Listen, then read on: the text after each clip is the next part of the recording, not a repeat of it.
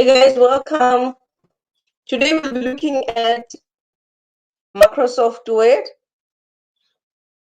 And with Microsoft Word, we're looking at your ribbon. Now, looking at your ribbon, it consists of your File tab, the Home tab, the Insert tab, the Drawing, the Design, the Layout, the Reference tab, the Mailing, a Review, and View, and a Help tab. Now, just at the Home tab, your ribbon has been grouped into commands: the clipboard group, the font group, the paragraph group, the styles group, editing, voice sensitivity editor, and reuse files. Now you'll see that the voice sensitivity editor and reuse are the new additions in the new version of Microsoft Word. But for today, we'll only go from the clipboard up to the editing group, right? Now, looking at the editing, looking at the home tab, the first we'll look at the clipboard group with cut, copy, and paste, and the format painter. Okay, I'm gonna type something.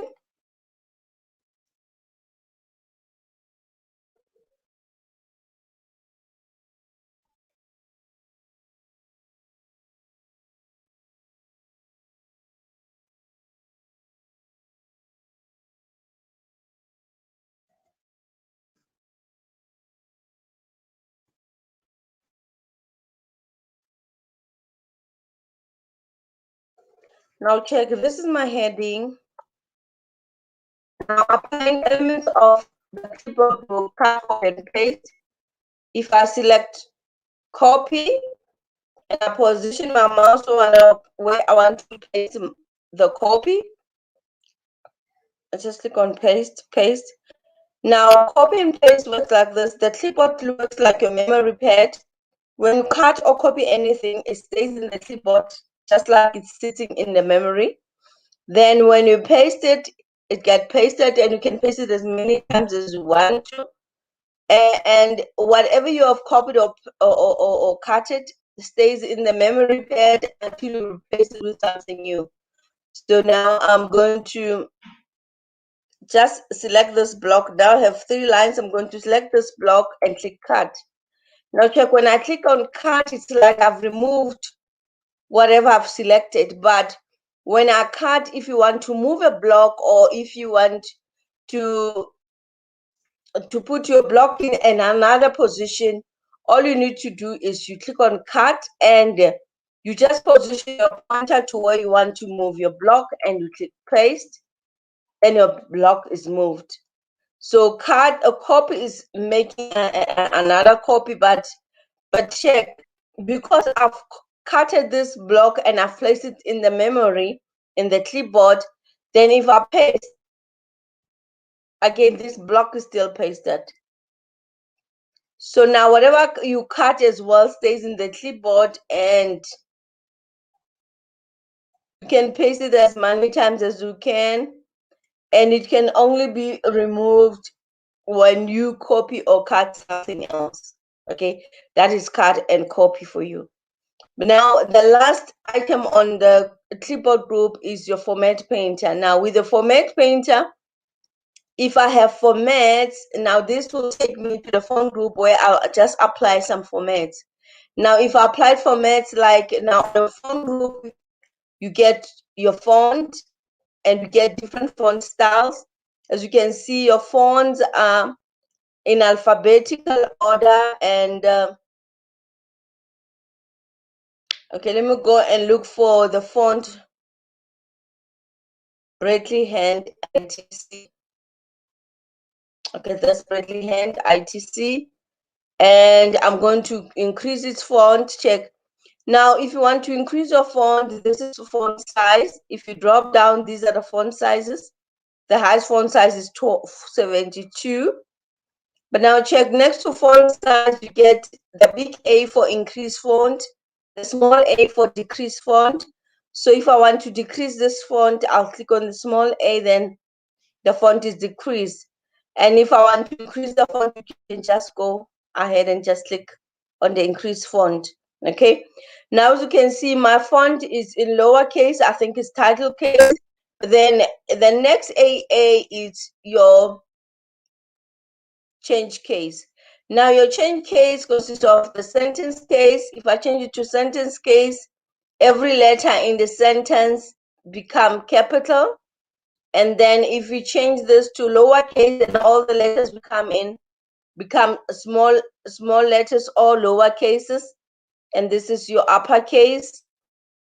And this is your capitalizing each word, which works the same as your sentence, as your title casing. And then now this one is a toggle where it's capital become lowercase, where it's lowercase becomes uppercase. And your toggle works the opposite. If you click on it again, the opposite appears. Okay, I'm going to leave this at uppercase as a heading, and I'm just going to decrease its font.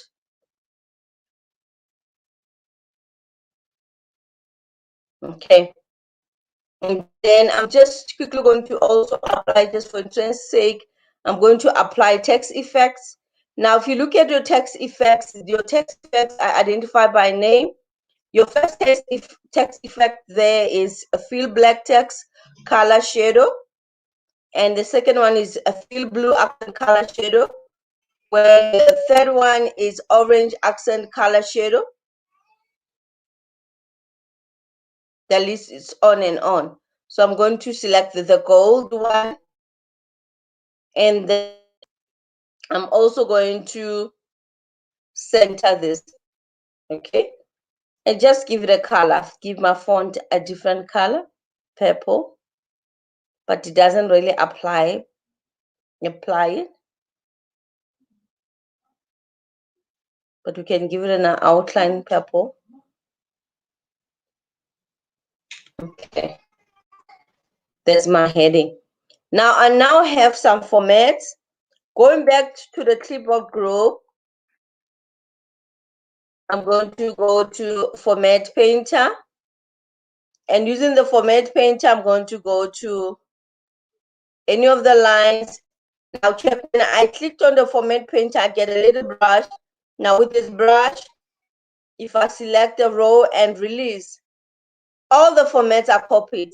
Centering is copied. The fonts and everything gets copied. That's the Format Painter. Okay.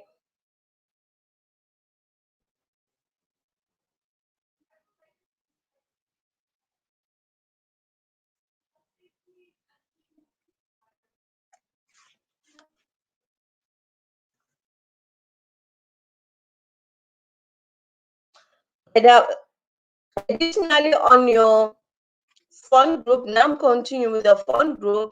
Now, additionally, on your font group, I've just typed CO2, which is carbon dioxide. Now, the 2 of carbon dioxide is usually lowered. So if I select the 2 of CO2 and I'll go ahead and select the subscript, then the 2 goes down.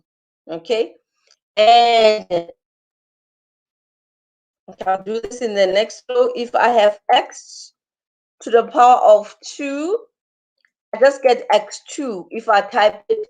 So to get the 2 to get the power of as a 2 there, I need to apply the superscript, not subscript, but superscript. I see it works the opposite. I think it's because of the position where I am.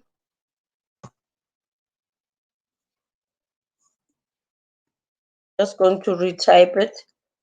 X to the power of 2. And then increase the font. Now check. If I select and select the superscript, that's my X squared done. Okay.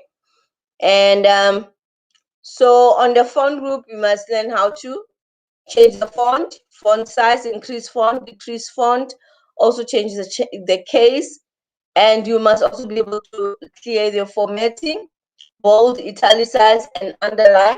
Now with bold, italicized, and underline, take note, if I go to my first row, as you can see, the words the words are visible, but they're not as dark. Okay, I've just increased the font and it gets darker. But when I click on bold, it becomes bold. Okay, and then in the next row, just quickly want to show the italic. So if I click on italic, you see the words get tilted to the right. And if you click on U for underline, then your words are underlined. Now with the underline, we get different line styles for underlining.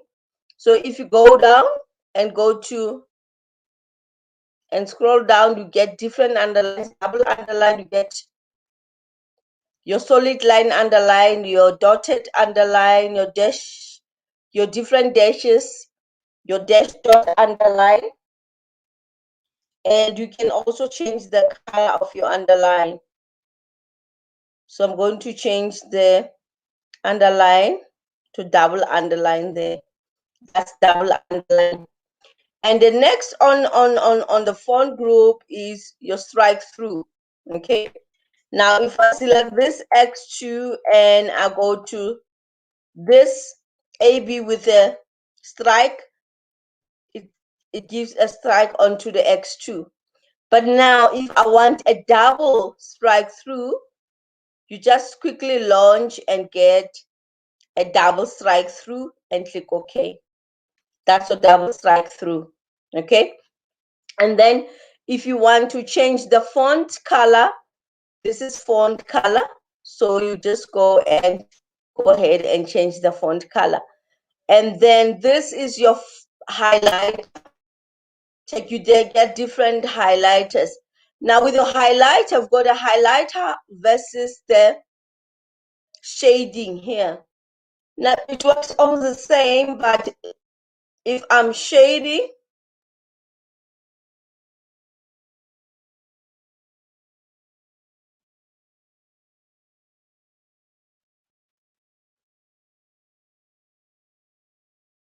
you see, I didn't get the same result. But that's shading for you. Okay. So that's shading versus the highlighter. And now this concludes the font group. Now going to the paragraph group. Now at the paragraph group, we get the bullets and numbering. Now these are the bullets. The default bullets are your round dot. Okay. And then you also get the 1, 2, 3 bullets, right? Now, but if you click on the drop down menu, you will see you get the different numbering style. You get your 1, 2, 3 with a trailing dot or a curly bracket. You get your Roman figure 1, 2, 3s. You get your ABCs in a capital, your ABCs in lowercase, and your ABCs in lowercase with a trailing dot or with a curly bracket. The same, you also get your Roman numbering style as well. Okay, that's your numbering style. But other than your numbering style with your bullets, other than getting the default bullets, if you click on the drop down menu, you get other bullets. Okay, now if the bullet you want to use, okay, let's just use the check mark as a bullet. That's your check mark as a bullet. But now if there's a bullet that you want to use that is not there, you just go to define bullet and you define your new bullet. Now defining your new bullet, you can go to symbols. You can either go to symbols and get the bullets, or alternatively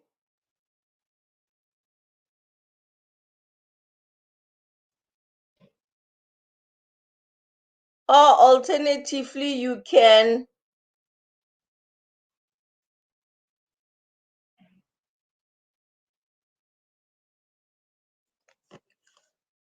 Just need to stop there for now.